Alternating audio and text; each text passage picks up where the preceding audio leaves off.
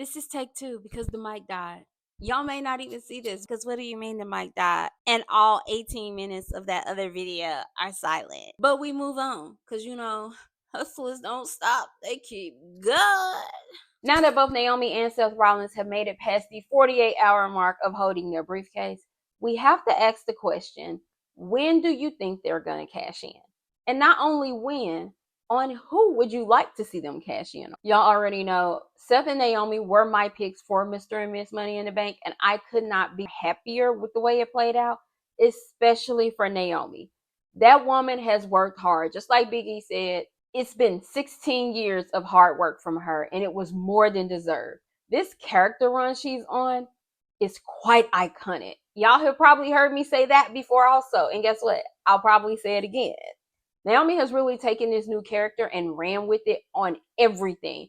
Even in her social media interactions, she's doing the manic laugh. She's saying things that are somewhat inappropriate, but like, I'm here for it 100%. I love a good heel. There's something about a heel that just makes me laugh. Even if they're just being an asshole, it's just like, Jesus, how can you be so horrible? Should I laugh at it? No, but I've always been a fan of heels more than faces. Hence my Roman Reigns, Randy Orton, Triple H love. But that's not what we're here to talk about. We're going to talk about what my predictions are for Naomi and Seth and when they'll cash in. And I'm going to let y'all know now, this is probably going to be slightly chaotic.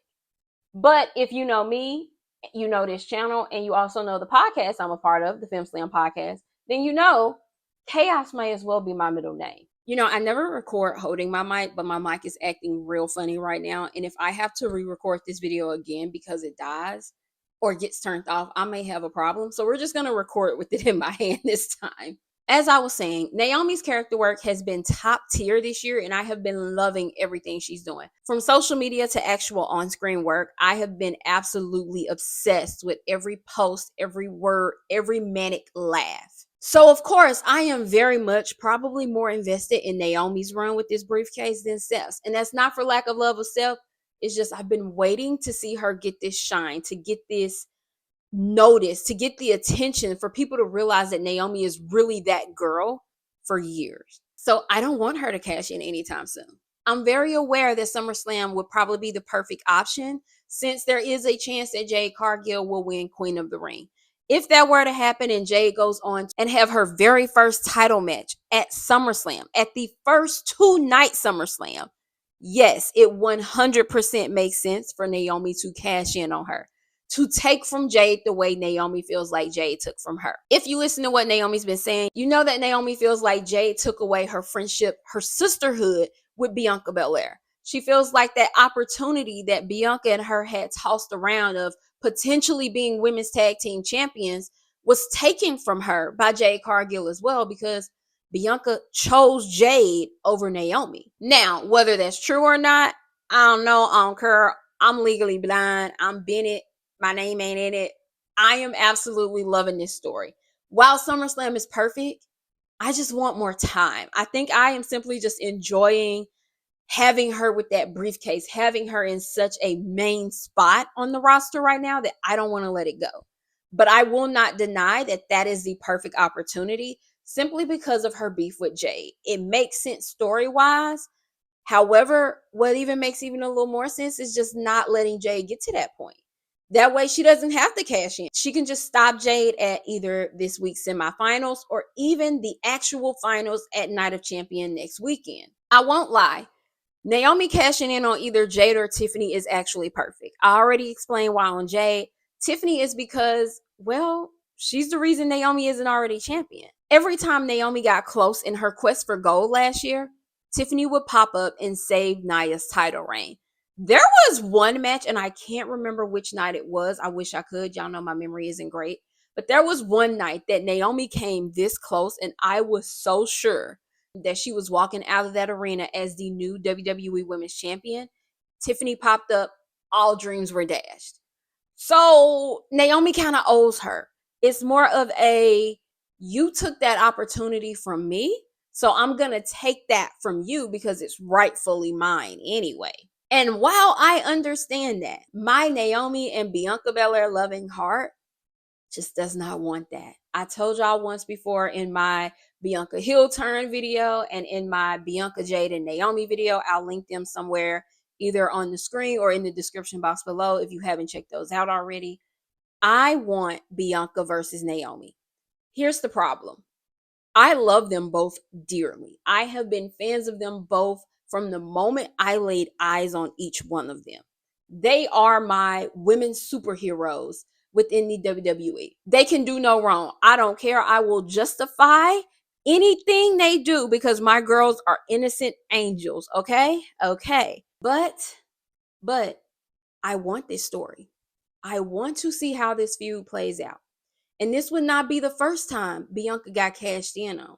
So not only would Naomi be taking gold from her, she would be making Bianca relive something that she probably wants to forget happened. We all remember where Io Sky cashed in on Bianca right after a hard-fought match against Asuka and Charlotte Flair. What if Naomi does it again? That would lead us perfectly into our Naomi and Bianca story, and it gives Bianca that room to become more aggressive.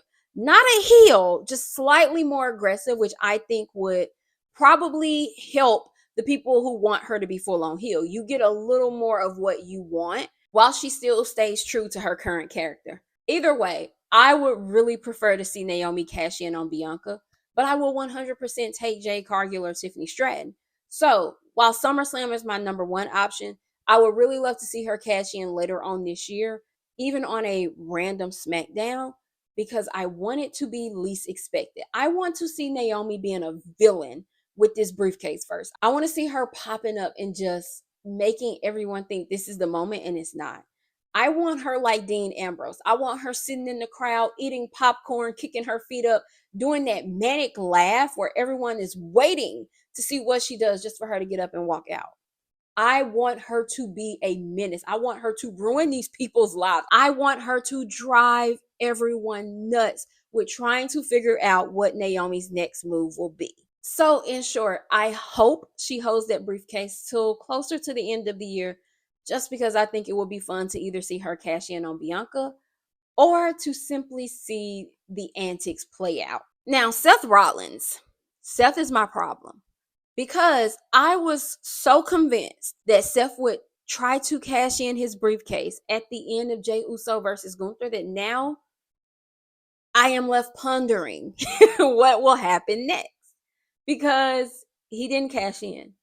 He hasn't even hinted towards caring about the World Heavyweight Championship ever since it left Jey Uso's waist.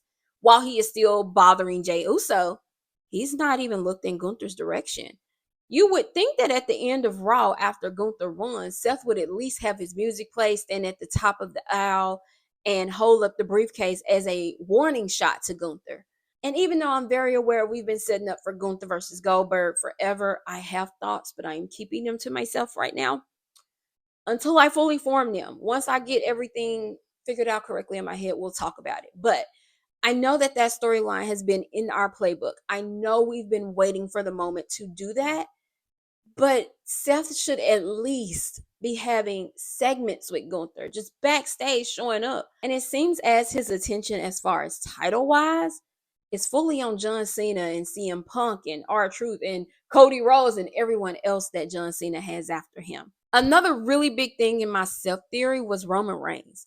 He was my major chess piece. He was the end-all be-all because I was for sure that one, Roman would not let Seth cash in on Jey, and two, he would not let Seth cash in at all. If you remember with the Ultimate Heist, Seth Rollins stole the title right from under Roman's nose at WrestleMania 31, perhaps? However, what more poetic justice than to take that moment away from Seth a second time? What better way than for Roman to wait until Seth has handed the briefcase in and the ring announcer has said Seth Rollins is cashing in for his title shot at whichever title, and Roman to come out and stop it and help that current champion retain. I really thought it would happen immediately after Money in the Bank because I expected Roman to be back by now. It's mid-June and that man is nowhere to be found, so I am officially taking him as a piece off of my game board. I don't know, okay? I would just rather wait to see what happens whenever he comes back But as for Seth, if Seth does not cash in at SummerSlam, I do think there could be a possibility that he waits to cash in on John Cena's last match while holding the undisputed title. Think about it. Just like with Roman versus Brock, it would be Seth coming in at the last moment to save wrestling and pulling the ultimate heist on Cody Rhodes this time, because that's who we expect to take the title off of Cena anyway, right? He would snatch it right from under Cody Rhodes, just like he did with Roman, and walk out the WWE Undisputed Champion.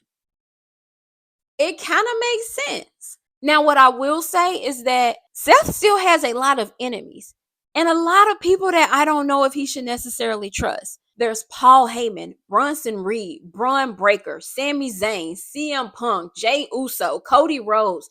The list goes on and on and on. Hell, Penta, because his folks is getting on Penta's nerves too. There are so many people who would like to see Seth fail that I am tempted to say that I think Seth's cash in will be a failure.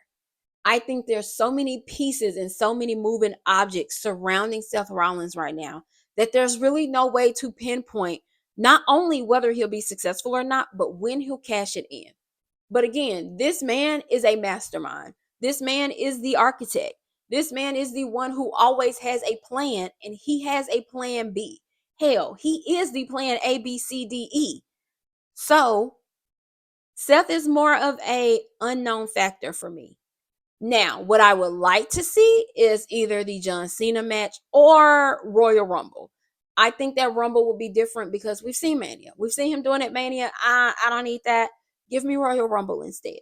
I don't think this next Rumble will be a 2-night Rumble, but either way, y'all know Rumble is my favorite PLE, so I would love a cash in on that night also. But again, Seth is just a very unknown factor for me, so we're going to have to see. Y'all let me know down in the comments though. Do you see Seth and Naomi both being successful? And when do you see them cashing in? If you enjoyed this video, make sure you like it, subscribe to my channel, and turn on post notifications. Until next time, bye guys.